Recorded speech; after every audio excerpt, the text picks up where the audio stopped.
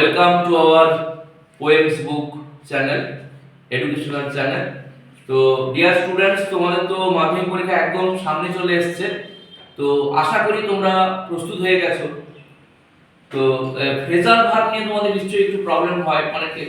আর phrasal verb কিন্তু সহজ, গ্রামারে দেখবে তোমাদের 3 নম্বরে কিন্তু ফ্রেজাল ভার্ব আসে বা গ্রুপ ভার্ব, এটা আমাদের জেনে নিতে হবে।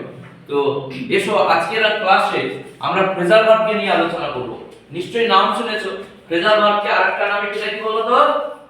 ফ্রেজাল ভার্ব, বা আমরা গ্রুপ ভার্ব কথাটা বলতে পারি, গ্রুপ ভার্ব এই কথাটা বলতে পারি।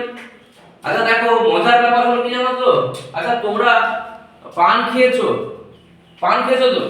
দেখবে পান খাওয়ার পরে অনেকের মুখটা কিরকম একটু লাল হয়ে যায় না? কিন্তু যখন আমরা পান খাই তখন কি আমাদের ওই পানের ভেতরে লাল রং বা আলতা সিঁদুর এই জাতীয় কোনো রং থাকে কি?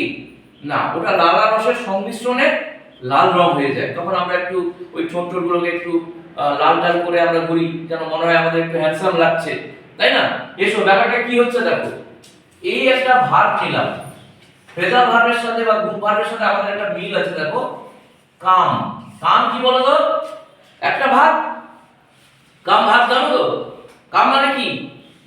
আশা।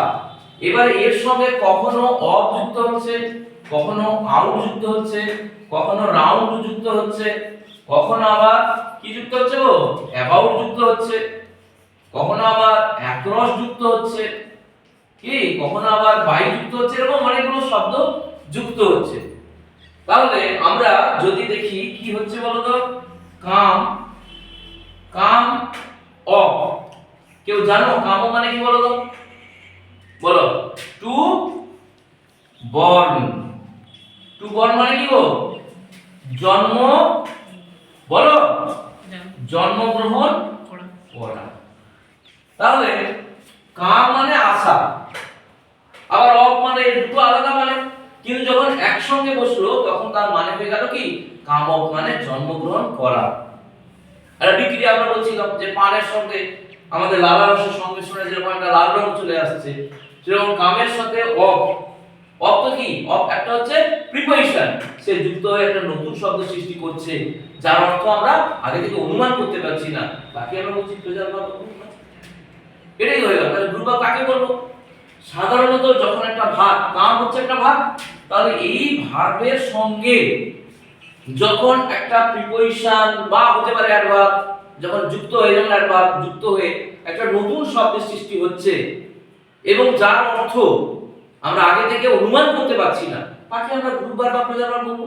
আমাদের কাজ কি হবে? কামক মানে কি? টু বর্ন জন্মগ্রহণ করা। তোমরা তিনটে এই যে কামক মূল শব্দ, তার সাথে কি করবে? তার সিমিলার ওয়ার্ড এবং তার সাথে তার বাংলাটা আমাদের জেনে নিতে হবে। এসো দেখা যাক কাম আউট, তোমরা অনেকগুলো জানো। কাম আউট মানেটা মনে পড়ছে কি? কাম আউট বলো। কাম আউট মানে কি হবে? টু পাবলিশ, টু পাবলিশ মানে কি? প্রকাশ করা বা প্রকাশিত হওয়া। প্রকাশ করাও তুমি লিখতে পারো, ঠিক আছে? প্রকাশ করা আমরা বলতে পারি। কাম রাউন্ড, পরিষ্কার করে, এখানে একটু প্রবলেম হচ্ছে বোর্ডটা। কাম রাউন্ড একটু কষ্ট করে তোমাদের দেখে নিতে হবে। কাম রাউন্ড মানে কি গো? কাম রাউন্ড মানে আরোগ্য লাভ করা। তার সিমিলার ওয়ার্ডটা বলো। Recover, yes, good. এটা আমরা পড়াশোনা করে বোঝা যাচ্ছে। রিকভার মানে আরোগ্য লাভ করা, লাভ করা, ঠিক আছে? কাম অ্যাবাউট আমি বলতে পারি। কাম about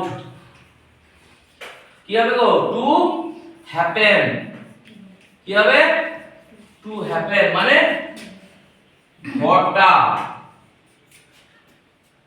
come across, come across কি হবে বলো? টু মিট সাডেনলি, হঠাৎ সাক্ষাৎ।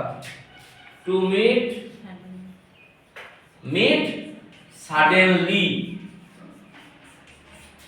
হঠাৎ, হঠাৎ কি? দেখা করা বলতে পারো। সাক্ষাৎ করাও বলতে পারো। আচ্ছা দেখা করাও লিখে দাও, হঠাৎ দেখা করা।